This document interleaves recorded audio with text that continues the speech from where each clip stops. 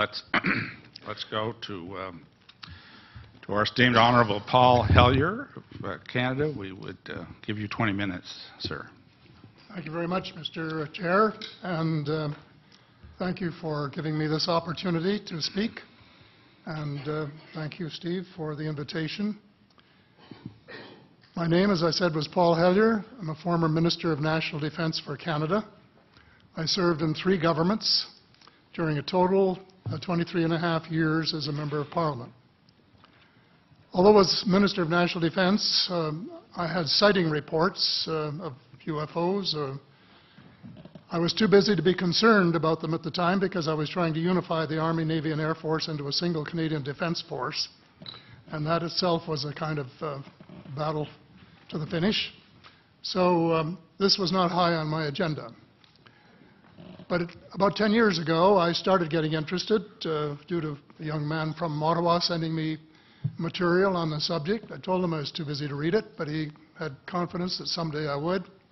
He sent me a copy of Colonel Corso's book, The Day After Roswell.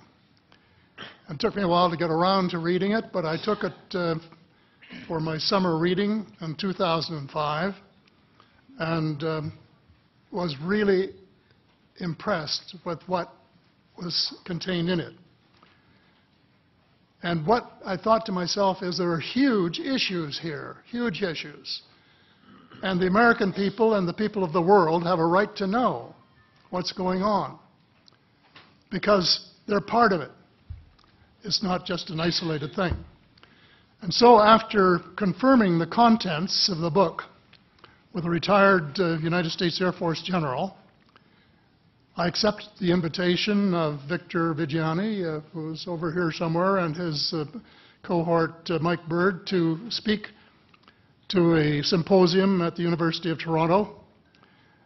And I said, UFOs are as real as the airplanes flying overhead.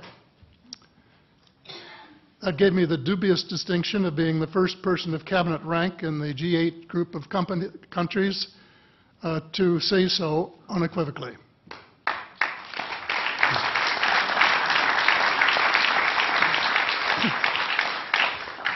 Since then, I've learned a lot from many sources, including a number of the fantastic witnesses that we have heard these last 4 days. They were so outstanding, I was just really blown away with them, the amount of information that was available. And I appreciate every single one of them. But because I'm not a ufologist, I'm a politician, there are only a few things that I want to add in that particular realm.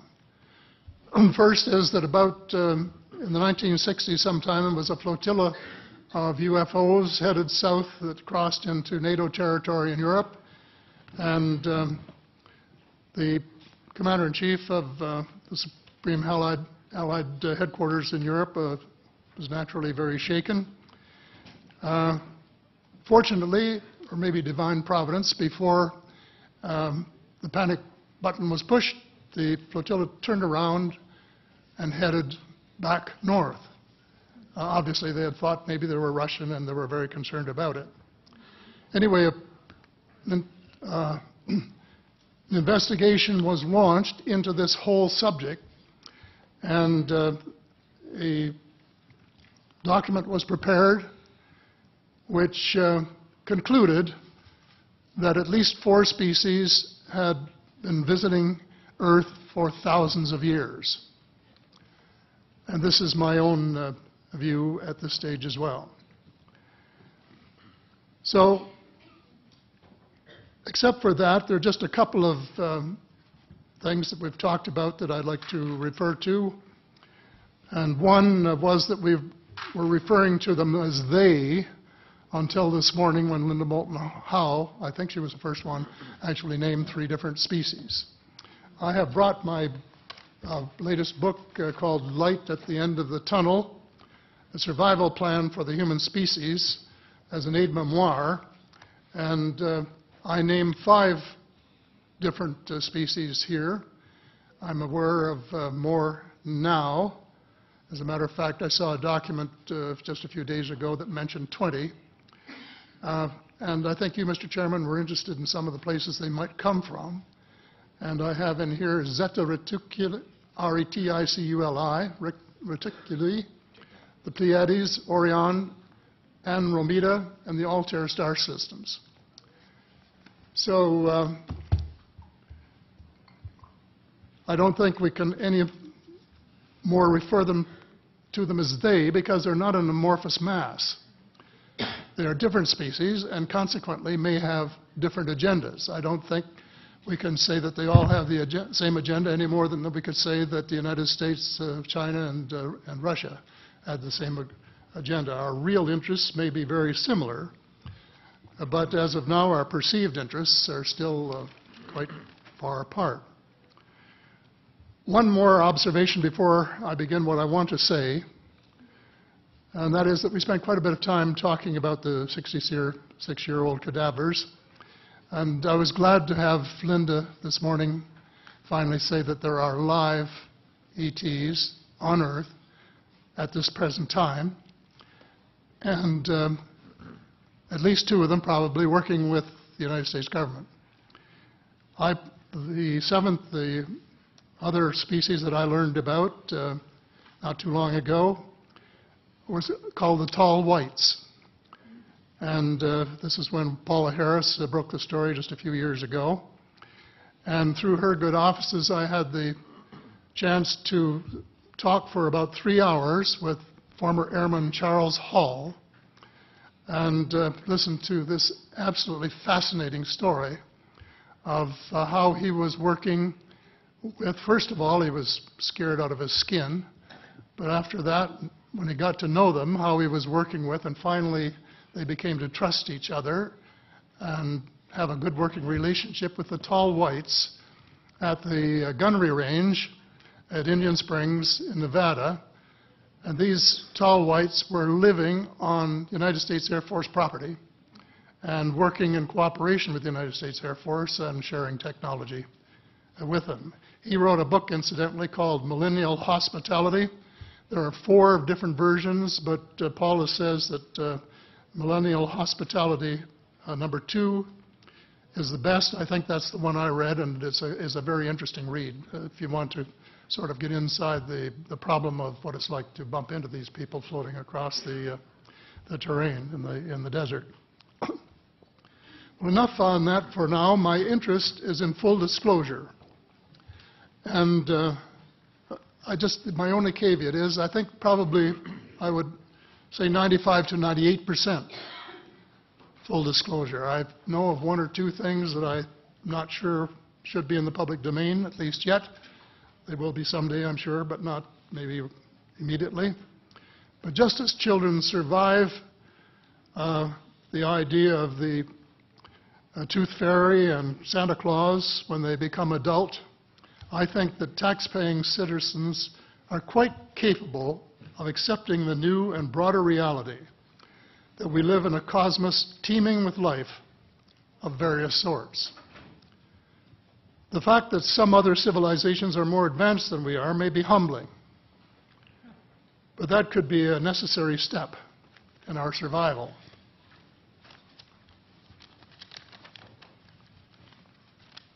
The world is an unholy mess. We have at best until the end of this decade. In my book, I said we have 10 years to stop global warming if we don't want it to be beyond the point of no return. 2 years has gone past since it was written, so I say we have until the end of the decade to arrest global warming.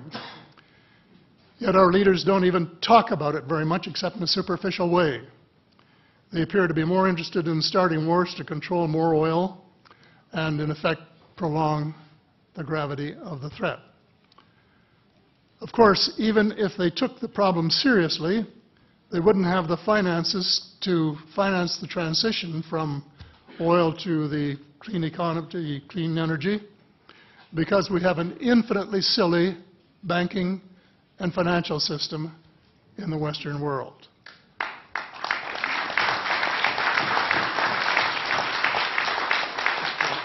And the United States Congress, I regret to say, is partly responsible, and I'd be glad to elaborate on that later if you're interested.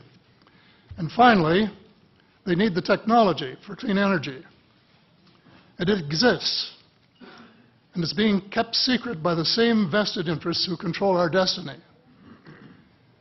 Who are these vested interests, and what are they up to? Well, Senator, you were talking about a military junta. In my opinion, that is true, but I have broadened and deepened the definition to cabal, and the cabal comprises members of the Three Sisters: the Council on Foreign Relations, the Bilderbergers, and the Trilateral Commission, the International Banking Cartel, the Oil Cartel, members of various intelligence organizations, and select members of the military junta, who together have become a shadow government of not only the United States, but of much of the Western world. The Council on Foreign Relations is the oldest of the Three Sisters, and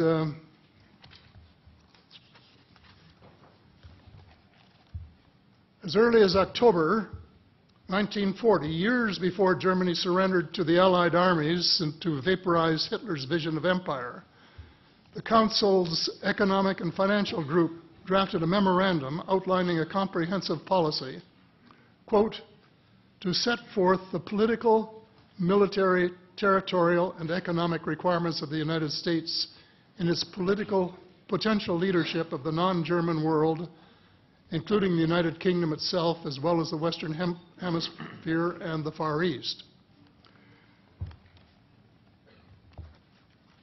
The Council made absolutely no effort to disguise,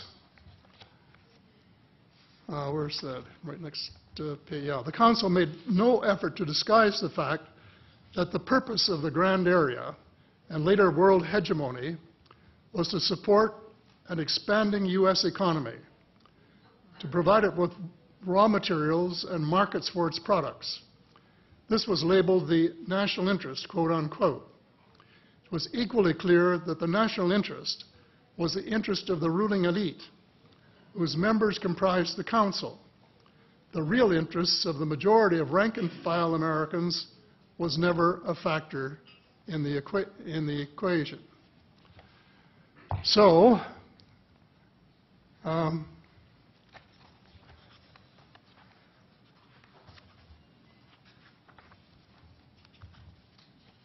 Mr. David Rockefeller, who was a member of all three of the sisters, is quoted as saying this at a meeting of the Bilderbergers in Europe.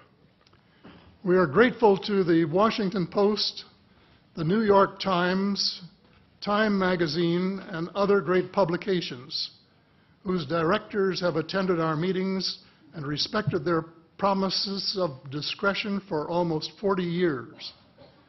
It would have been impossible for us to develop our plan for the world if we had been subjected to the lights of publicity during those years. But the world is more sophisticated and prepared to march toward a world government. The supranational sovereignty of an intellectual elite and world bankers is surely preferable to the national autodetermination practiced in past centuries. He, of course, pretended he didn't say that, but the witness, this is reported by Daniel Estulin, a thoroughly reliable reporter who has written the true story of the Bilderberger Group. And if you want to really get inside of what's been going on there for this long time, that's a good place to go. So anyway, you hear what Mr. Rockefeller said, and so there you have it. The aim of the game is a world government comprising members of the cabal who are elected by no one and accountable to no one. And according to Mr. Rockefeller, the plan is well advanced. Does this help you to understand why our civil rights are being taken away from us? I say us, because Canada too is included in the grand plan. A giant leap in the wrong direction followed the end of the Cold War.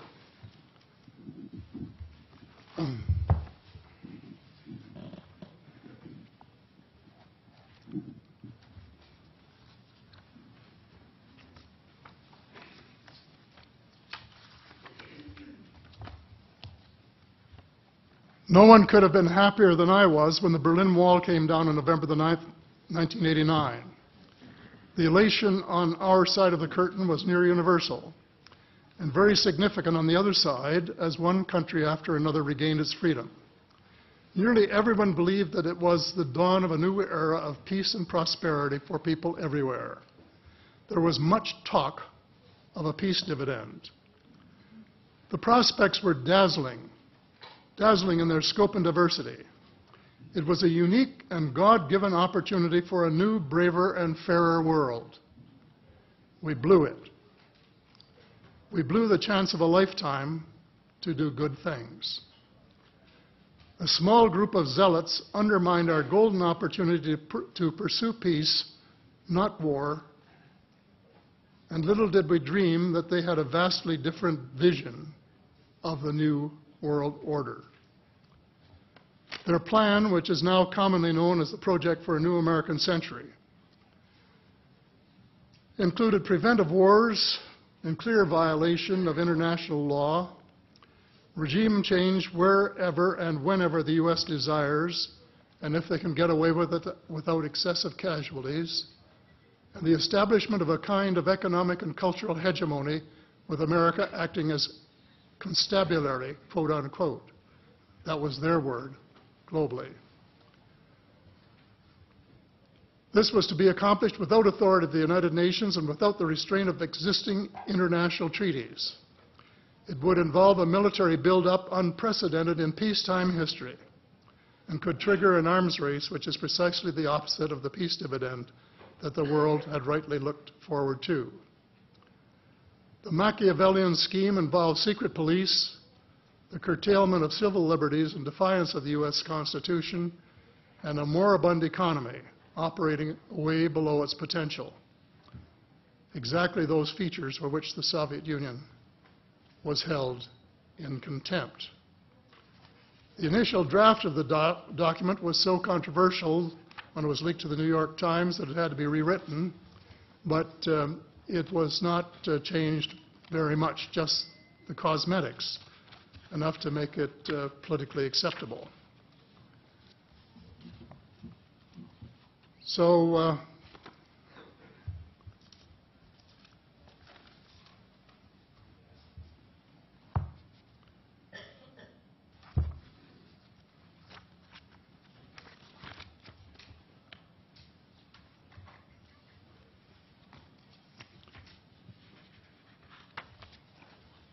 I have a few minutes here to my bearings.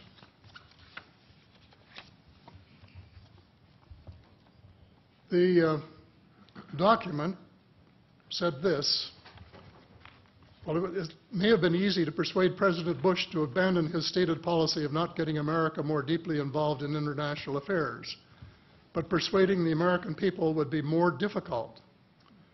Sophisticated Americans would question such a giant sea change in policy. The authors of Rebuilding America's Defenses, Strategy, Forces, and Resources for a New Century recognized this difficulty from the outset because their document contained the following sentence: further, I'm quoting, further, the process of transformation, even if it brings revolutionary changes, is likely to be a long one, absent some catastrophic and catalyzing event, like a new Pearl Harbor. Well, it wasn't too long before they got their catastrophic and catalyzing event. Terrorists struck the World Trade Center in New York and the Pentagon in Washington on September the 11th, 2011. And incidentally, they have removed the sentence about Pearl Harbor in the document that you can now get if you went to the internet to find it. Almost the whole world mourned. Canada mourned. The overwhelming majority of Muslims condemned the treacherous attacks. My sympathy for the friends and families of the injured and dead was genuine and unwavering to this day. My sympathy for the U.S. government began to grow a bit thin, however, when I heard President Bush cite the reasons for the attack. And I quote, "Why do they hate us?" he asked rhetorically in an address to the Congress.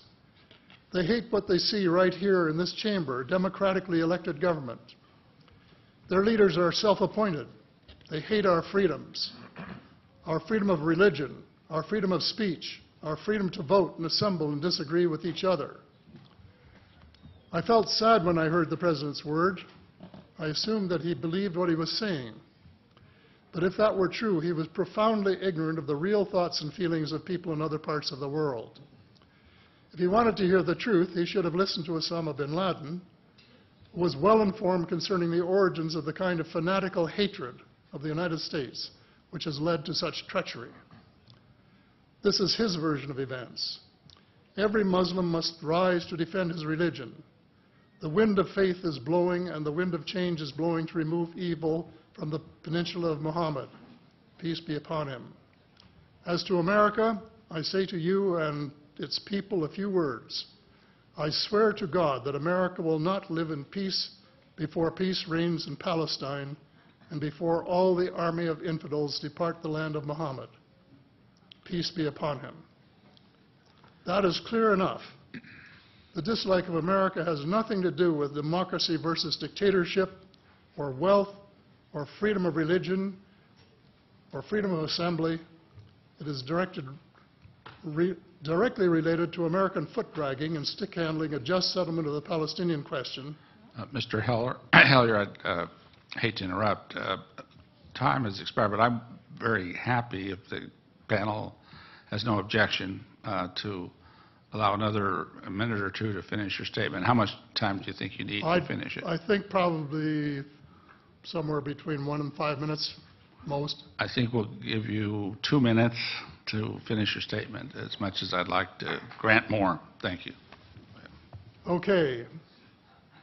In short, American foreign policy was the root of the conflict. So here we are more than a decade later fighting another war that can't be won. There is no country on earth powerful enough to protect its citizens against fanatical hate, as we learned from the Boston Marathon. And the mere attempt to pursue the impossible pits neighbor against neighbor and the state power structure against everyone. All of the freedoms won by the millions of men and women who fought and died in World War II are being flushed unceremoniously down the drain. The only hope of peace is a negotiated settlement. This will require a paradigm shift in American attitudes.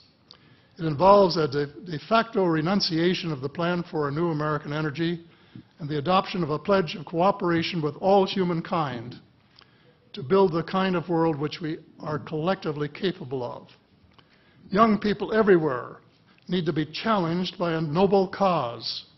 They need to be involved in arresting global warming, creating a banking system that is just and sustainable, and lead the way in the transformation to the new reality that we have to live in harmony with our celestial neighbors, as well as seeking peace on earth. In a word, we have to become spiritual beings and practice the one tenet that the world's major religions have in common, and that is the Golden Rule. In this field, too, and I just want to read one paragraph at this time, if you'll allow me, Mr. Chair. Well, we will allow that, but there's only about 30 seconds, so I hope you can conclude it with that statement. Fast. Thank you.